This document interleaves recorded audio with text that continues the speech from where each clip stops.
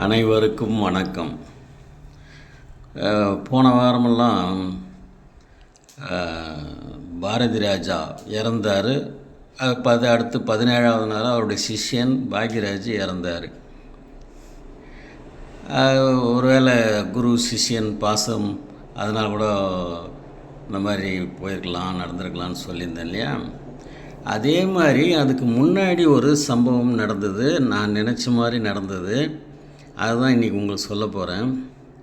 சிவாஜி கணேசன் பற்றி உங்களுக்கு எல்லாருக்குமே தெரியும். அவர் 2001 இறக்குறாரு.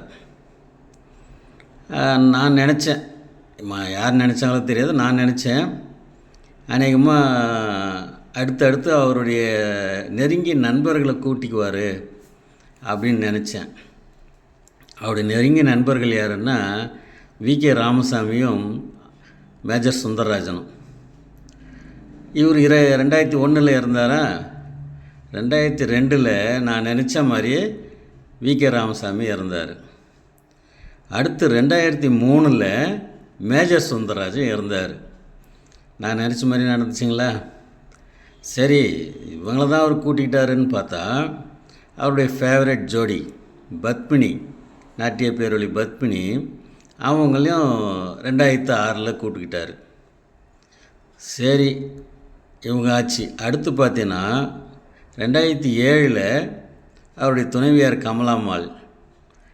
இந்த மாதிரி லைனாக இது எப்படி நடந்துச்சுன்னு தெரியாது, ஆனால் நான் நினச்சேன், நினச்ச மாதிரி நடந்துச்சு.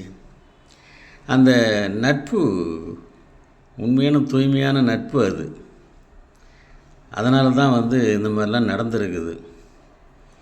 அந்த காலத்தில் பார்த்திங்கன்னா கோப்பெருஞ்சோழன் பிசிராந்தையாருடைய நட்பு அந்த மாதிரி சொல்லுவாங்க. அதாவது கோப்பெருஞ்சோழன் வடக்கிருந்து சாகணும்னு முடிவு பண்ணுறான். ஒரு குழியை தோண்டி குழிக்குள்ளே உட்காந்துக்கிறான். பக்கத்தில் இன்னொரு குழி தோண்டுங்க, என் நண்பன் பிசிராந்தையார் வருவார், அவருக்கும் ஒரு குழியை தோண்டி வைங்கன்னு சொன்னாராம். இவர் உட்காந்துட்டார் உள்ள. பிசிராந்தையாருக்கு எப்படியோ தகவல் போயிட்டு அவர் ஓடி வராரு. அவர் நண்பனை காப்பாற்றலான்னு ஓடி வந்து பார்த்தா பக்கத்தில் இன்னொரு குழி தோண்டி வச்சுக்கிறதுனால என் நண்பனும் வருவான் அவனுக்குன்னு சொன்னார்னு அவர் பிசிராந்தையாரும் அந்த குழிக்குள்ளே இருந்து உட்காந்து வடக்கிருந்து இறந்து போகிறாங்க. இதெல்லாம் நட்புக்கான சிறந்த உதாரணங்கள்.